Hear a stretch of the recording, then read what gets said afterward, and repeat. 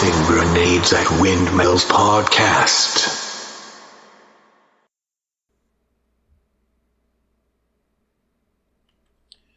Welcome to the Tossing Grenades at Windmills podcast. I am Rhombus Tix, and I am reading Chapter 10 of Micronation to you. Chapter 10, Growing. Work was very slow at first. I spent a lot of time reading. Fleur was a great place in many ways. They had a free accredited university with some very unusual courses. I was currently taking psychology, yoga, and escapology. Prow kept looking for unusual threats or cases, but he wasn't actually investigating anything. This disturbed me because I didn't want the maniac disrupting the gravy train. Darla had always done this kind of research for us in the past, but she hadn't hooked up with Prow in any way since the first meeting that I was aware of. Prow looked like himself, of course, but I could tell his heart wasn't really in it. We both had reasons for being here, but I doubt Prow was in it for the money. Finally, out of desperation, I started emailing Prow about unusual articles that I found. He rejected them all. Prow couldn't function without some kind of filter, and right now he wasn't responding to me. Don't get me wrong, I was quite confident he needed me as a sounding board once he found his case, but finding it was Darla's job. I sent an email to Darla about it. I suggested Amberlove. Apparently, Amberlove had become married and had 2 children while I was in the slammer. The world certainly had moved on without me, whether I liked it or not. What we needed was an actual intelligence analyst, not a Prow, if you could even call him an analyst. I met with Michael Onyx in his cramped little office to discuss the situation. It was only a 5 by 10 room, little more than a bathroom. My office was 5 times that size. Prow's was 10 times larger. I expected resentment, but strangely there wasn't any. "How can I help you, Chester?" Michael said. "We need someone to gather data for Prow to look at. I've tried, but I'm useless at it." You know, half the security staff thinks you two are only a gesture of love from Mr. Ferret to Mrs. Ferret. Not surprising, really. I see. And the other half? Michael beamed. The other half know Darla too well. She suffers no fools, not unless she has to, and Mr. Prow is, yes, believe me, I know. So, which half do you fall in? I asked. The latter. I will speak with Gerald. We will get you your analyst. It took 2 weeks, but Darren Lloyd arrived with no fanfare whatsoever. One day, he just met with Prow and conducted an interview to find out what he was looking for, and the next he started sending Prow vast streams of data. My reaction to this was mixed. On the one hand, I was ecstatic, but I was also suspicious. It just seemed too easy. Third, I was afraid he would find something for Prow to investigate. The last thing I wanted to do was to collect more samples. Lysol got his information from a wide variety of sources. I quietly followed him for a day just to get a better understanding of his routine. In the morning, he waited about her complex, talking to people and listening to their stories. He did the same thing in the evenings. Every afternoon, he squeezed the internet like a lemon, getting every last drop of useful information he could. And Prow drank it up. Somehow, he made a connection with Lysol, and Prow was always eager to hear more data. At first, he didn't seem to be acting on the information at all, merely studying it with grateful enthusiasm. However, after another week of this, he became obsessed with a Google Earth photo that Lysol had shown him. Prow gazed at it, studying its surface over and over. For over 24 hours, he did nothing but to look at the picture. Occasionally, he scribbled in his notebook. Later that afternoon, after a night in which I'm quite sure Prow got no sleep whatsoever, Prow called Lysol and me to discuss things. "This is a serious threat to this facility," Prow said with great conviction and passion. Lysol looked at it. "What is it?" Prow pointed to a smear on the map. "This is a hidden cruise missile pointed at this facility. Everyone here is in danger." "Who owns it?" "Demons," Prow said with authority. Lysol obviously thought that he hadn't heard that right. I'm sorry, did you say demons?" "Yes, I'm quite sure of it." Prow smiled confidently. "Don't you think that Ferret will didn't you think that Ferret was conjuring demons when you tracked him down?" I asked. "Yes," Prow said, obviously annoyed at the question. "But there weren't demons at all, were they?" "Semantics," Prow cried. "You challenged me with semantics." "Hey," I looked at Lysol with amusement. Lysol just looked at Prow and didn't challenge Prow's statement any further. Brown-noser. He really was a good replacement for Darla. "I'm just pointing out that for a self-proclaimed rationalist and agnostic, you're more than willing to believe in the supernatural Prow rolled his eyes. Must you be so literal, Chester? Of course I do not think there are any demons straight from the gates of hell. While it is theoretically possible that there are humanoids from an alternate timeline of excessive volcanic activity, I am speaking figuratively, not literally. So they're just devil worshippers, I asked? Also possible. But I consider any man who would inflict injustice upon another solely for his own profit or petty gain to be a demon. Prow stood up and clasped his hands behind his back. He began to pace. He was in full lecture mode now. Demon to me is the only appropriate term for such people. Even money is slightly more absolvable as a motive for some of humanity's crimes than those who are demonic. Starting a war for petty vengeance, that is demonic. Spawning children for the excess purpose of selling muffins, that is demonic. And setting up a cruise missile to blow up Fleur simply because it challenges Russian sovereignty, even when it is beyond their borders, is demonic. I blinked. That was very confusing. Why couldn't Prow just say things like that up front? Did he expect us to all think like him? How was any sane person to make a leap of logic from demonic to that? Why would Russia do that? I thought Ferret had fooled them into thinking that this was a Russian facility and that he was buying them off. He did, but he was only doing it to too many. But he started doing it to too many countries. The SVR is not the KGB, but they had to notice that bribes were going to other countries mimic their own sooner or later. Then there are the other things. Prow continued to pace. He paused. Like what? I was falling into sidekick mode again, but it was simply the best way to get information out of Prow. Glad you asked. Did you know that a jet flew over us just now had no pilot? He looked smug. What? I was not thrilled with where this is going. No, it's true. Doi had a military drone program for years. It's been under the radar for most of that because they didn't want the public to know about it. But they have observers at each of the Pentagon's competitions in recent years. Another pause. I sighed. Competitions? I could have said onomatopoeia, and Prow would have answered the same way. The Pentagon has been holding regular competitions in the last 2 decades to gain more and more autonomous drones. Doi hasn't been attending them except, as I said, with an observer status to get ideas for their own program. I might also add that in recent years this program has moved here. Doi isn't taking the path that most military drone manufacturers are taking either. They're building full-size fighter aircraft here on Hlur. That surprised me. So the Russians don't want Hlur to sell their planes to us, to the U.S.? No. I don't think you realize the stakes here, Chester. Doi also funds numerous physics programs, particularly small cutting-edge ones. They were involved with the Time Viewer research. They're also involved with quantum teleportation. I waited. I didn't ask any questions this time. Quite frankly, I didn't quite grok the leap from demons to quantum mechanics. Lysol finally coughed and explained, Scientists are explaining teleporting particles over distance. This probably doesn't mean much yet as far as magically making a handball move from New York to Chicago in the blink of an eye, but it does mean an increase in bandwidth for computer environments. Prow nodded. Virtual environments. Reaction time. In other words, a drone doesn't have to be autonomous. It can be directly and reliably linked to a human controlling them on the ground from anywhere. Well, that's great. Less people dying in war. At least that was the idea, I suppose, Prow sighed. In my experience, that technology almost universally increases the number of people who die in war, not the other way around. I still don't see how this threatens Russia, and I couldn't. I just didn't make any sense. Where you see a military program save lives, the Russians see a corporate arcology with cutting-edge technology and a high-tech lethal air force. Tell me, Chester, we're sitting in one of the largest oil reserves on the planet right now. Exactly which nation controls it? Prow stopped pacing and looked directly at me. Well, I guess the U.S. does. I didn't know. Then I remembered all the talk about conspiracies earlier. No nation controls it, Chester. None at all, which makes Hlur a very tempting target. The U.S. and Russia aren't on friendly terms anymore, but at least they are known quantities to each other. Hlur is something new, and let me assure you, Russians don't like surprises, not those kinds of surprises. Prow sat down in his chair. So what do we do? I asked. What we are being paid to do. Notify Gerald. Prow said and stood up. That didn't sound like a good idea to Lysol, but he didn't say anything first. He just sat there in deep thought. Fine. What's up? I asked as Prow stepped just by the door and looked back.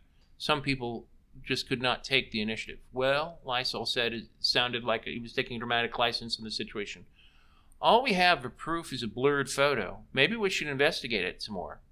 We didn't need true drama kings. Prow's brow furrowed. He wasn't used to actually having to present proof for anything. We could go check it out.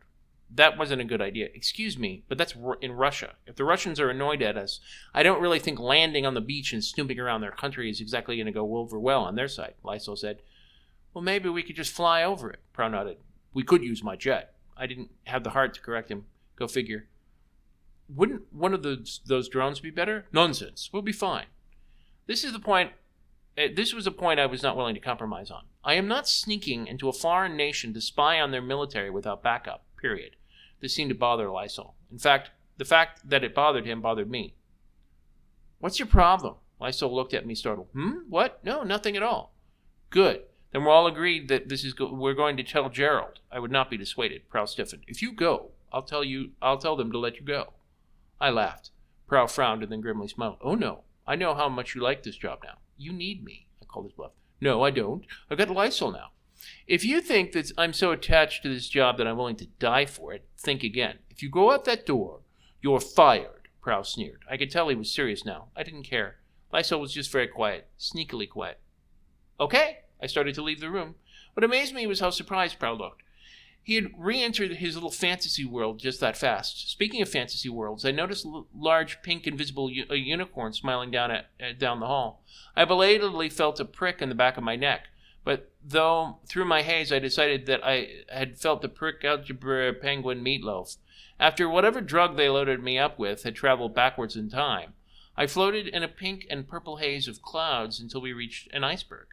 There was a very nice red-headed girl on the Titanic, and we made out until I realized that with both of my brains that she was dead and a seat cushion at the same time.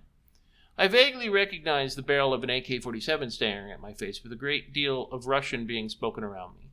I was lying on a concrete floor and vaguely recalled hearing a metal door slam shut before passing out yet again. I woke up and found that a bucket of water to the face is not the most pleasant of experiences. I would not recommend it to anyone. This is especially true with water that has obviously quite recently been snow in a Siberian winter. The ugliest guard in the world stared at me backlit by a single swinging light bulb, which dangled from the ceiling and bumped into his military buzz cut as he moved his head into its path. Ugly said something in Russian. He then beat me upside the head for the sin of failing to reply or understand him. Mental note, learn Russian. He continued this cycle to question, slap for about 7 or 8 cycles before the large steel door behind me that I could hear but not see opened, and a female started a harsh guttural gibberish. It sounded like Klingon. I didn't care if Russian came first. It still sounded like Klingon. A short while later, a blonde woman with yet another clock-stopper face but a supermodel body entered and spoke in English, rather perfectly, I might add. Who are you? There is a temptation in every human being to answer name, rank, and serial number, but fortunately, I had the presence of mind to keep my sarcasm to safety of my own home-written notebook, hidden where no one would ever read or find it until several weeks later. And yet, gentle reader, that means I am not narrating this as a ghost from the afterlife. I hope that does not disappoint you, I answered. My name is Chester A. Arthurson. I'm an American. I was kidnapped, drugged, and taken against my will somewhere to what I assume is Russia. The woman, whose face was actually not quite that ugly, said, Who took you? Where do you think you were taken? Quiescence Prow and Darren Lysol. I assume they took me to a smudge on a satellite photograph that they thought was a cruise missile pointed at Fleur. She looked shocked. Cruise missile? I nodded. That's what Prow thought it was. I mean, I take it wasn't? She didn't answer, but did ask, You say they drugged you? Why? That's complicated. She didn't like the answer. Enlighten me. I tried to think of a simple but truthful answer as I could. My boss basically thinks he's a psychic. Fleur hired him to find any threats against it. My boss can't do his thing if I'm not there. She grinned and laughed. And are you a psychic too? I shook my head. There was a mistake since it hurt. A lot. No. I'm just a normal guy who, for some reason, my boss thinks makes his powers work. Only I paused. How does one say this? Yes. He doesn't really seem to think of them as psychic powers. He thinks he's Sherlock Holmes. She laughed at this point, and translated it for the guard. Ugly laughed. He sounded like a car stuttering as it stalled. Gah-heh, gah-heh, gah-heh. Apparently the other guard behind me, that I couldn't see, thought it was funny too. I waited for them to finish their little yuck fest. The woman finally said, All right, we will find out if your story checks out, Chester. She left. Ugly grinned at me. He bent down in front of me and said something in Klingon. I merely shrugged, though that hurt too. Ugly only laughed. I waited several hours. It should have seemed like days, but I have been in prison. I could do time, though the pain didn't get any easier. In fact, the zip ties that had been tied to my hands to the chair were so tight I was slowly losing circulation. Eventually, Blondie returned and said, "Your story checks out. You are free to go. Is it possible for me to press charges against Prow and Lysol?" She looked confused for a moment and then laughed. She said something in Klingon, then shook her head. "How the hell would I know?" and left it at that. A short while later, I was released and limped through the thoroughly pleasant, well-lit, and comfortable prison into a waiting room with Prow. They set me down next to him and left. Prow whispered to me with clenched teeth, "What did you tell them?" "The truth." "All of it?" He sounded incredulous and angry. "Yep." "How could you?" He sneered at me. "Because I can. Because you drugged me." Prow frowned and punctured his anger somewhat. "That wasn't me. That was Darren." "Of course." Prow was silent. "So what exactly did you two do once you got here?" "Not now. Later." "Of course. Good point. The Klingons might hear us." "What?" They returned us to Fleur without any comment. Prow remained silent the entire time. Gerald, Ferret, and Darla were there to meet us when we arrived. They were all quite happy. Ferret slapped Prow on the back and said, "I knew you were worth the investment. You were worth every penny it cost me to bring you here." I was still confused. What exactly did he do? Did the Russians move I stopped when Prow elbowed me in the ribs, knocking the wind out of me. Ferret didn't notice, but Darla and Gerald suddenly looked very suspicious. Ferret ignored them. "Come this way. We have something very important to announce," Darla said. "Do you have something you want to tell us, Quiescence?" "Yes. Lysol was a spy for the United States government." That was surprising. Ferret looked confused, but Darla and Gerald smiled. Gerald said, "Yes, we knew. We actually had the Russians call us and thank us." "Huh?" Prow said, "Why would the government want to spy on you?" Prow seemed relieved at Prow's suspicion. Ferret seemed relieved at Prow's suspicion, and Darla and Gerald were slightly happier. Normally, I wouldn't have cared that Prow had information about it, but there was a little game of sorts being played here, and no one was acknowledging my presence. I didn't like that. Ferret said, "I think the United States government is spying on us for the same reason that you thought the Russians were." Prow's surprise told me what he had been attempting to conceal was no secret. Mental note, kick his ass later. "Then why are you all so pleased?" "Because that smudge you found wasn't a cruise missile at all. It was a deep-cover CIA listening post, designed, among other things, to keep an eye on us. Apparently no one thought to use internet mapping services. Lysol underestimated your ability to find this kind of thing. He tried to stop you, and failing that, tried to get you to go where it could kidnap you both." I wondered if they'd known I'd been kidnapped by Lysol and Prow. I wondered if they cared. Prow nodded agreement. "That makes sense.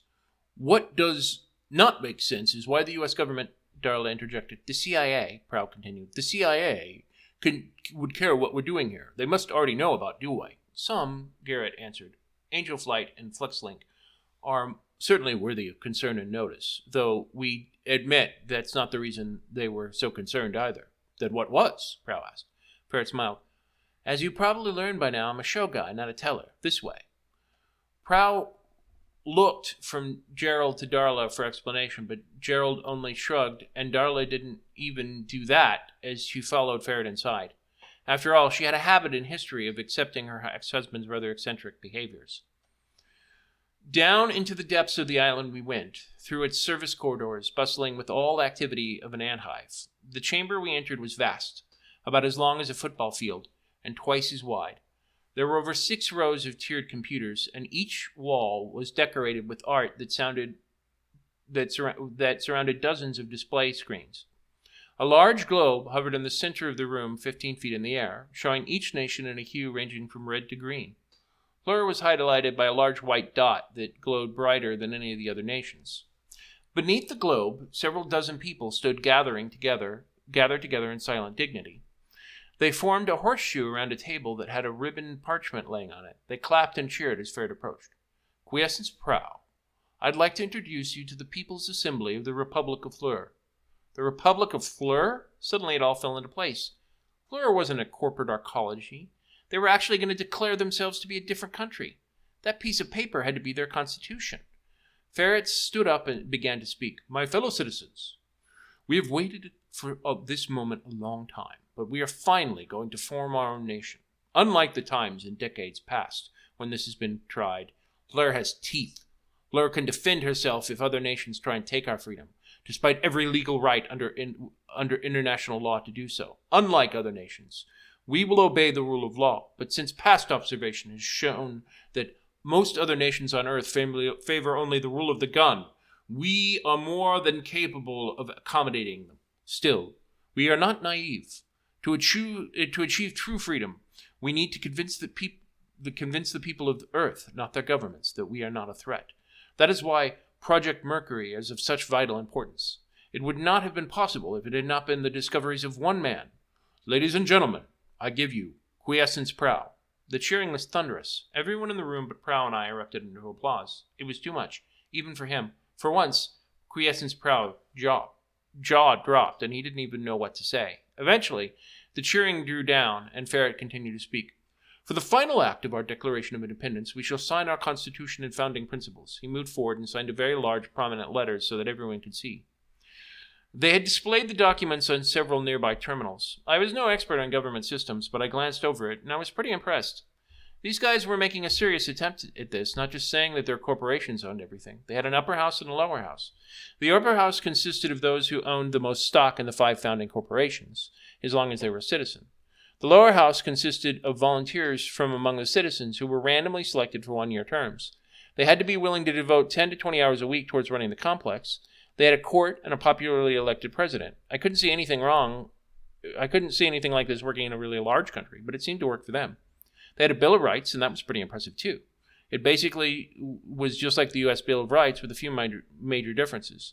The freedom of speech section was almost 2 pages. The government couldn't restrict any kind of speech, but speech had to be labeled as press, entertainment, politics, literature, or other. The press label had the most restriction because it had to be, quote, true, end quote. Willful slander or attempts to ruin or distort the truths were heavily liable in civil court, almost draconically so. What surprised me most was how liberal the right of any individual of a majority age to own any weapon used by infantry and armies past or present. That or the property clause, which flat out stated government may never tax the value of a property. It was particularly interesting in that it was clearly written to apply to space as well. How could they enforce that? One by one, the signers moved up and put their name on the document. They treated it as if it were a solemn occasion. Darla signed, Gerald signed, Abraham signed. Prow and I just watched. Prow mainly watched Ferret and Darla, but his face was an unreadable mask. This has been the Tossing Grenades at Windmills podcast. Buy my book, Have Name Will Travel, at Amazon and other markets. RedAnvilCreative.com contains all our podcasts. Copyright 2022!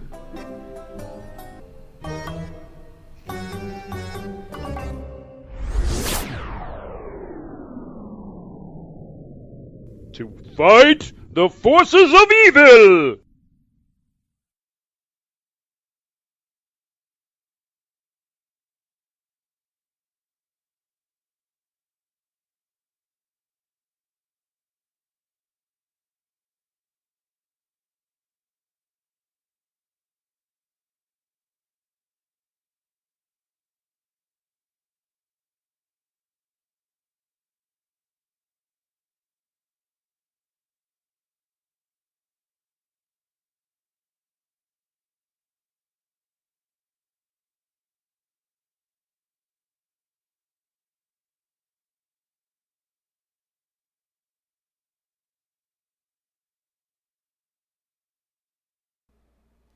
Welcome to the secret commentary at the end of every chapter. I'm Tom Ricks / Rhombus Tix / Emmett Other. And this is about chapter 10. So, I'm going to give this chapter a C. There are some chapters in this book that really shine, that I get as high as B. I don't think any chapter gets an A from me. Some of the stories I write do on Swamp Castle. There's a reason I consider this my worst novel, and I think this chapter highlights it, right? The main reason I'm doing this commentary is to try and salvage something out of this novel and do writing lessons. So let's talk about what worked well, right? I love calling the Russians Klingons. In fact, given what they're doing right now in Ukraine, I was kind of astonished at how, when I chose to do this novel at the beginning of the year, how timely this was, despite the fact that parts of it, including the technology that's supposed to be near future, which is now actual present day, i.e. the use of drones and full fighter drones, albeit not quantum data teleportation, are front and center. I originally set it in Siberia because that to me seemed more likely for a large undiscovered oil patch to be found, or offshore of Siberia in international waters. But now I think it would be far more interesting to put it in the North Sea. Russia tends to pay a lot more attention to the North Sea and the Black Sea. In fact, putting it in the Black Sea would be wow. But either way, between Turkey and Russia, it would be very interesting from an international diplomacy standpoint. Other problems.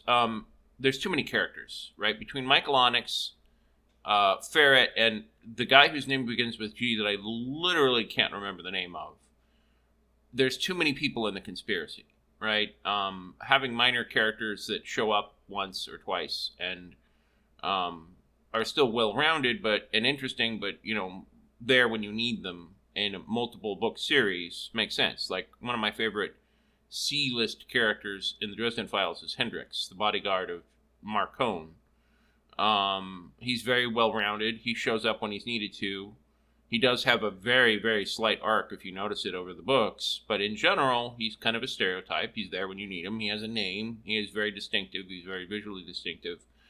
Whereas in this, the difference between Michael Onyx, Ferret, and person whose name begins with G just kind of blurs together. Ferret is required because somebody has to be in charge of the conspiracy. Michael Onyx is kind of a lieutenant that does sneaky things, and he's the only character that appears in both the first and second novel. So G is totally superfluous. He just doesn't need to exist. Ferret, I forget. Anyway, the guy who works for the CIA and betrays Prow in this chapter and then goes off screen for the rest of it is fine.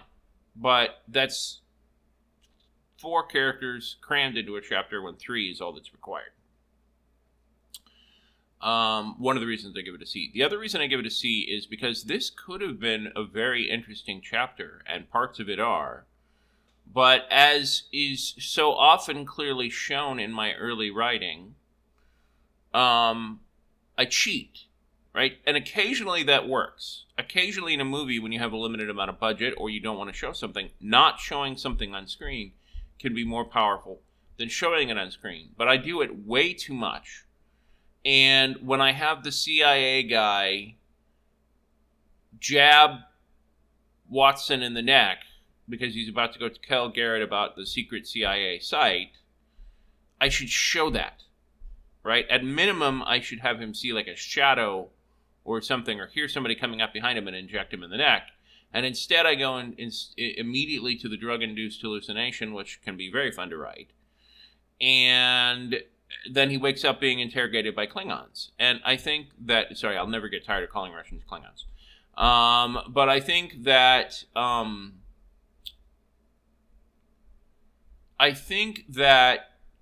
should have showed it, right? And, a little bit of tweaking could really make this chapter really sing. And it's one of these things that's very frustrating about this novel, because I tried editing it like 5 or 6 times. I've never paid an editor for this one. Is that it came so close to something that could work, right? I mean, if you think about just the basic structure of the novel, it was actually a really good idea, right? A monster of the week with a happy-go-lucky, crazy lunatic playing at Sherlock Holmes, who turns out to be right and gets recruited for the very conspiracy that he tries to find. And then it becomes international politics. That could work. I could rewrite it and make it work. But as you can see, assuming anybody's even still listening at this point, as you can see from the way it rolls out, it's just got problems. The characters aren't relatable. It focuses on the wrong things. there's too many characters that when there should be less, and there should be more characters, it almost works time and time again, and it's very frustrating to me. Honestly, there's not much more for me to comment on this chapter that I haven't already said, so I'm going to end this one now.